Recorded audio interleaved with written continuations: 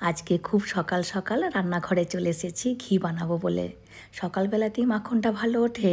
প্রতিদিন একটু একটু করে ফ্রিজে সর রেখে দিতাম। তো এই সরটা 10 দিনের সর। তো সদ্য ফ্রিজ থেকে বের করেই মিক্সিতে ঘুরিয়ে নেব। ফ্রিজ থেকে বের করে বেশিক্ষণ রেখে দেওয়া চলবে না সরটাকে, তা না হলে মাখনটা হবেই না, একেবারে গলে যাবে। এবার প্রথমে এই মিক্সিতে ভালো করে বাটাটা নেবে না, একটিবার ঘুরেই ব্লেডে আর বাটাটা নেবে না, শঁ শঁ শব্দ হবে। তখন কি করতে হবে, একটিবার নাড়িয়ে দিতে হবে সরটাকে। এই যে দেখুন, এরকম মতো বারবার করে নাড়িয়ে দিতে হবে। 6 থেকে 7 বার কি 8 বার কি 10 বার পর্যন্ত করতে হবে, যতক্ষণ না পর্যন্ত বাটাটা শুরু হয়। আমার কখনো 6 বারও হয়ে যায়, কখনো বা 10 বারেও করতে হয়।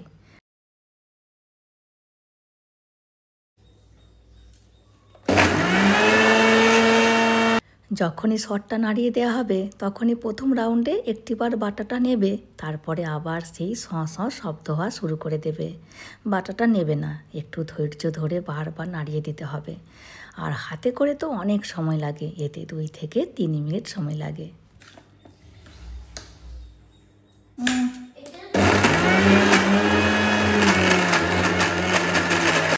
এই যে দেখুন, বাটা কিন্তু শুরু হয়ে গিয়েছে।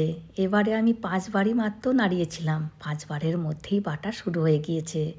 আর এখন আমি এই সরটিকে হাফ মিনিটের মতো বাটবো, ওর বেশি বাটবো না। ব্যাস হয়ে গিয়েছে। আর দেখুন কি সুন্দর হলুদ হলুদ হয়েছে, খুব ভালো মাখনটা বেরিয়েছে। এবার মাখনটিকে জলে দিয়ে দেব। গতকাল রাত্রিতেই ফ্রিজে জল রেখে দিয়েছিলাম। এবার একটু একটু করে মাখন জলে দেব। দেখুন কি সুন্দরভাবে ভেসে যাচ্ছে। আর হাজব্যান্ড তো গত শুক্রবারে বাবার বাড়ি গিয়েছিল, তো সবাই ভীষণ সারপ্রাইজ হয়ে গিয়েছে। কেউ বিশ্বাসই করতে পারেনি যে জামাই এসেছে। সবাই ভীষণ খুশি হয়েছে হাজব্যান্ডকে দেখে। আর আমাকে ফোন করে বলছে, কেন বলিসনি আমাদেরকে, সেই তো 5 মিনিট আগেই কথা বললি, তবুও বললি না। আমি বললাম, তাহলে কি সারপ্রাইজটা পেতে? আর বোনের বাড়িতেই প্রথমে গিয়েছিল, তো বোনকে বলেছে দরজাটা খোলো, তোমার ছেলেকে দেখতে এসেছি। বোন কী করেছে, ফোন নাকি কেটে দিয়েছে।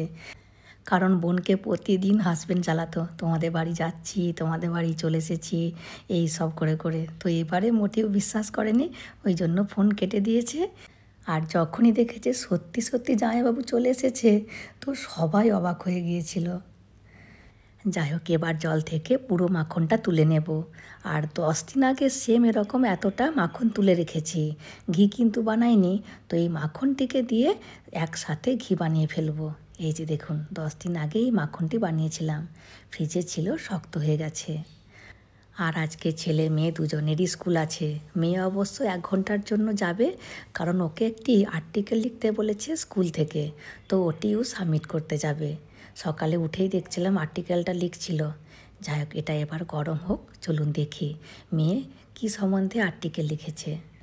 হ্যাঁ মা বল, কি সকাল থেকে কি করছিলি বল।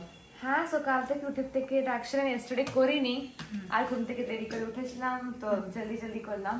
এটা একটা আর্টিকেল, মানে এক্সট্রা এক্সাম লিখছিলাম, তখন মিস বললো যে তোকে একটা আর্টিকেল লিখতে হবে, মানে টাইমস অফ ইন্ডিয়া একটা গ্রেট টাইম আসছে, ওকে, মানে ফেব্রুয়ারি ফার্স্ট উইকে আর্টিকেল পাবলিশ করবে। তো আমাদের school one of the part, so সব মানে গুড স্টুডেন্টস কে আর্টিকেল দিচ্ছিল যে তোমরা লিখে আসো। তো আমাকে আর আমার ফ্রেন্ডকে একটা আর্টিকেল দিয়েছিল, আজকে সাবমিট করতে হবে। তো আমি আর্টিকেল লিখেছি, টপিক কমন টপিক ছিল ট্রেন্ড স্টোরি টেকনোলজির সম্বন্ধে। ওকে ওকে। সো আজকালের মানে ট্রেন্ড কি চলছে টেকনোলজির সম্বন্ধে, তো আমি লিখেছি কোয়ান্টাম কম্পিউটার্স এর সম্বন্ধে। তো মানে আমি কি লিখেছি যে অনেকগুলো টেকনোলজি আছে, যেরকম আমরা জানি আর্টিফিশিয়াল ইন্টেলিজেন্স আর বাকি সব, কিন্তু কোয়ান্টাম কম্পিউটার্স অত ফাস্ট, ওটা লাইট থেকে বি ফাস্টার। হ্যাঁ, ওইটা যদি আমাদের কাছে থাকে তাহলে আমরা অনেক কিছু করতে পারবো। মানে আমাদের লাইফ আরো ফাস্ট হয়ে যাবে, আরো কমফোর্টেবল হয়ে যাবে। মানে ওইটা থাকলে আর কিছু মানে সব করা যাবে ওরকম মতো। তো ওটার সম্বন্ধে মানে অত লোক জানে না বলে আমি এটাকে আরো বেশি ইম্পর্টেন্স দিয়ে একটু প্যারাগ্রাফ লিখি। বাহ,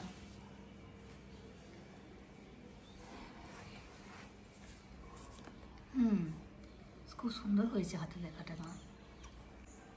তুই কার হেল্প নিলি না নিজে করেছিস? না, আমি একটু এটা গুগলে হেল্প নিয়েছি, না হলে আমি কোয়ান্টাম কম্পিউটার সম্বন্ধে অতটা জানি না। ও বাহ, খুব সুন্দর হয়েছে। নিয়েছে। আর তোর ফ্রেন্ড বলতে হার্ষিতা? হ্যাঁ হ্যাঁ, আমি জানতাম তোরা দুজনে একবারে। এইটা মানে আমাদের 11 থেকে আমরা দুজনে, কিন্তু আরো আছে 10 থেকে 9 থেকে, মানে অনেক টপিকস আছে। এটা তো one of the topic, trend story technology. এখনো অনেক স্টুডেন্টস কি দিবে। 11তে অল 300 মনে হচ্ছে, 300 না 250 এরকম মতন। হ্যাঁ, তার মধ্যে দুজনকে নিয়েছে। আর গোপাল কি করছিস? টাইমটা ওয়েস্ট করছিস। আজকে দেবরাজের মান্থলি টেস্ট আছে, আর মেয়ের তো সব সময় পরীক্ষা, ওই জন্য আমার একটু চাপ পড়ে যাচ্ছে। ওদেরকে স্কুলে দিতে যাওয়া, নিয়ে আসা, দেবরাজকে পড়ানো, সবই তো আমাকেই করতে হচ্ছে। আর হাজব্যান্ড থাকলে স্কুলে দিতে যাওয়া নিয়ে আসার চিন্তাটা আমাকে করতে হতো না। আর এখানে ঘি করলে সজনে পাতা দেয়, তো আমার কাছে সজনে শাক নেই, ওই জন্য ক্যারি পাতা দিয়েছি। অবশ্য অনেকে ক্যারি পাতা দিয়েও বানায়, তবে সজনে শাক দিলে একটু নাকি গন্ধটা বেশি ভালো বেরোয়। আর দেশে আমাদের মাকে দেখেছি মা লেবু পাতা দিতেন, লেবু পাতাতেও ঘিয়ের গন্ধটা খুব ভালো বেরোয়। যাই হোক, ঘি হয়ে গেছে, এবার ঢেলেও নেব। আর রঙটাও দেখুন খুব ভালো হয়েছে, আর গন্ধতে গোটা ঘর ভরে গিয়েছে। আর আমাদের কাজের আক্কা এইমাত্র মুখটা বাড়িয়ে গিয়েছে, বলছে কি গো ঘি বানাচ্ছ, নিচের থেকে গন্ধ পাচ্ছি। যাই হোক, ঘি তো হয়ে গেছে, ঠান্ডা হয়ে গেলে ভালো করে দেখাবো কতটা হয়েছে। তার আগে ওদের জন্য ধোসাগুলো বানিয়ে দিই, স্কুলের টাইমও হয়ে গিয়েছে। আর এর ফাঁকে বাবুর জন্য আলু ভাজা ভাত রান্না করে দিয়েছি, স্কুলে নিয়ে চলে যাবে। এবার প্রথমে দেবরাজকে আগে খেতে দিয়ে দেব, তারপরে মেয়েকে দেব। কারণ দেবরাজ 8:30টার সময় স্কুল যাবে, আর মেয়ে একটু দেরি করে যাবে ওই আর্টিকেলটা সাবমিট করতে। আগামীকাল ওর আবার পরীক্ষা আছে, আজকে পরীক্ষাটা নেই মেয়ের।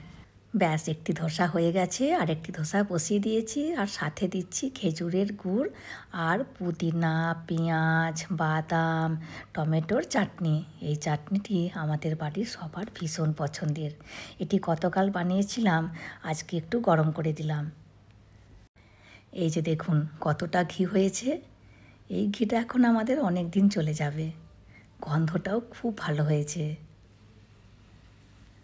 যাই হোক, চলুন ভিডিওটিও আজকের মতো আমি এখানেই শেষ করছি। চলে আসবো পরের ভিডিওতে।